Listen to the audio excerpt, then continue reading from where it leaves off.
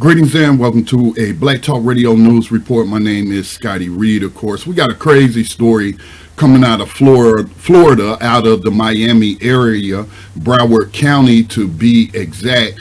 This is the county where you had the young man Nicholas Cruz go up into the school and kill all those people. And then the sheriff, I believe his name was Scott Israel at the time, who was the sheriff at the time of the Broward County Sheriff's Department, was forced to resign because of his deputies' inaction of entering that school to take during an active shooter situation. And so he was forced to resign, and then the Republican governor Ron DeSantis appointed a man by the name of Gregory Tony, who was at, I believe, I can't recall the exact name of the police department right now, but he wasn't a deputy working under Sheriff Israel, but he was an officer at a nearby town or small city.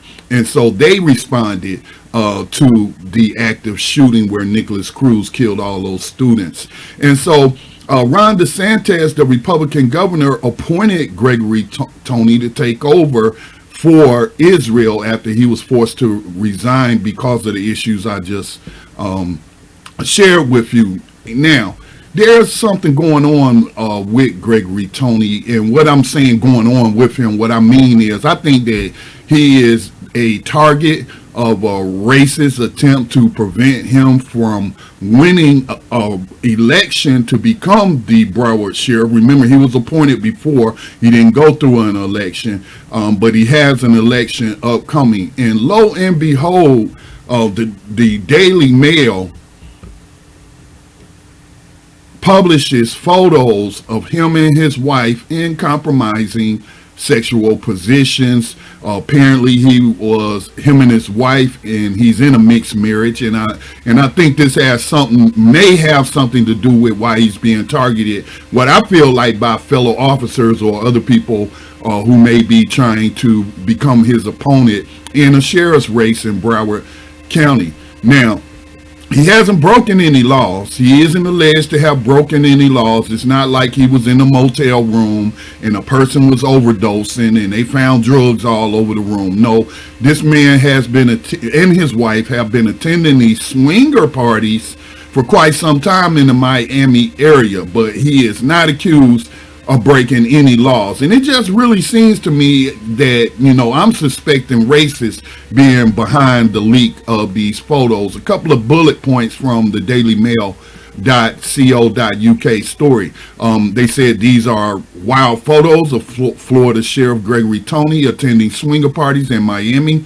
Photos exclusively obtained by dailymail.com show, and I have made the decision not to show you the photos. I have posted the article in our social media community, BTR community, and certainly you can go to the dailymail.co.uk, but I try to keep this family-friendly program, and so I don't want anyone made uncomfortable by sharing those pictures. Tony, 41, was handpicked by Florida Governor Ron DeSantis to lead the department that was accused of bungling the response to the Parkland shooting in 2018. The series of 11 snapshots of couples swapping parties in Miami are accessible to the general public on a website that organizes erotic events. So it's not like this guy was trying to hide it. It's not like him and his wife were trying to hide their activities. Again, they're not doing anything illegal. Now, depending upon your religious belief or spiritual beliefs or your faith, you may look at this as an act of adultery. But look, we don't have a theocracy.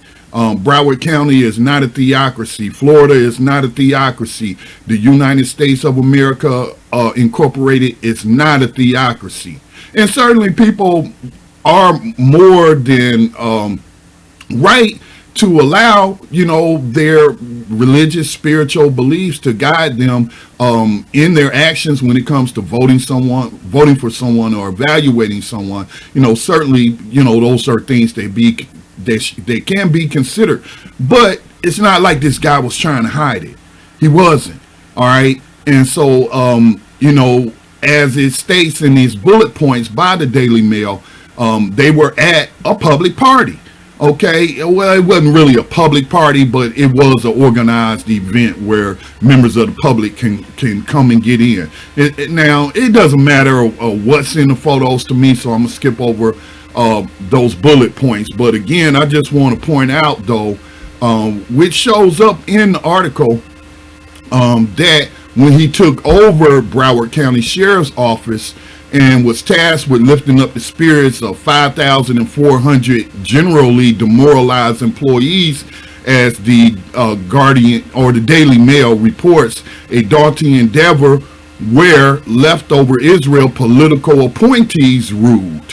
His deputies turned against him, and on April the 20th, they cast a vote of no confidence against him. So it seems to me that these people didn't want to see him appointed to that position to begin with. As the article kind of alludes to, you got a lot of politics that go on in these departments, and office politics basically. And so I kind of feel like that there may be an element of racism involved in targeting him, because he is married to a white woman, and he's just a swinger, and maybe they're jealous. I don't know, but I don't know who leaked these photos, and I don't know if you can leak them if they're publicly available on this website. And so for the Daily Mail to say, oh, we got these photos exclusively, no, you got them from a website.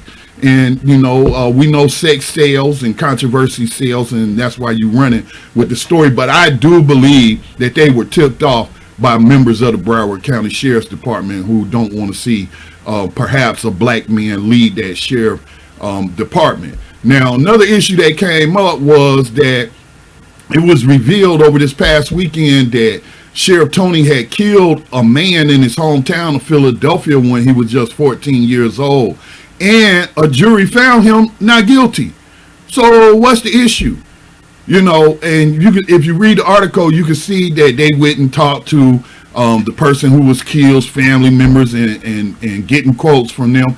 But he was a juvenile. He's 14 years old. He allegedly killed a man in self-defense, and it did go to a jury trial, and a jury found him not guilty. Where's the issue? I don't see the issue. Okay. I really don't know who's behind all of this, but it's just kind of fishy to me. And again, Sheriff Tony, I should say, is running for the office of this go around. Now, Tony also stated that he didn't do anything wrong, and I agree with that. I agree with him. His juvenile record was sealed. And so people are saying, oh, he didn't disclose this when he was going through the vetting process for DeSantis to pick him as the candidate to lead the Broward County Sheriff's Department. But listen, juvenile records are sealed for a reason. And that's so that it doesn't come back and bite you in the behind, or you are, let's say, treated unfairly because of something in your past as a juvenile. And maybe it might be some teeth to this story if he was found guilty and got out, and then within the law enforcement and didn't disclose. But that's not what happened. He was found innocent by a jury. So where is the story here? I don't see the story. The story in my mind is that he's possibly the victim of racism. All right. Now, what we should be focusing on is how are the inmates doing and the staff doing at Broward County during this COVID-19 pandemic. A couple of articles, the Palm Beach Politics, a blog posted coronavirus spreads at Broward Sheriff's Office in Florida. That was 3 weeks ago. TC Palm 3 weeks ago also said a judge denies Melly's release from jail. Broward inmates with COVID-19 grows to 11. So, COVID-19 pandemic is hitting the elderly particularly hard, especially those in these living centers. But also, more than them are those who are in prisons, in jails, in this country.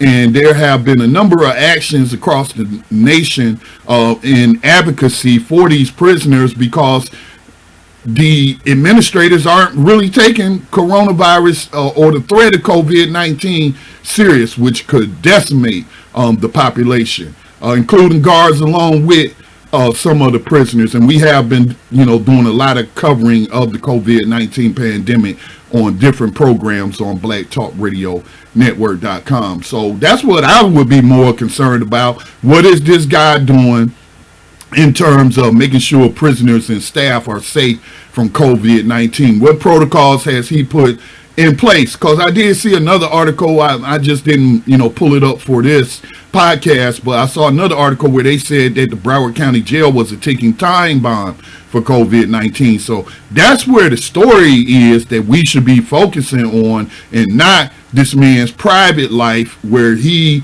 and his wife are swingers and are entering into consensual sexual acts with other people. That's not my business.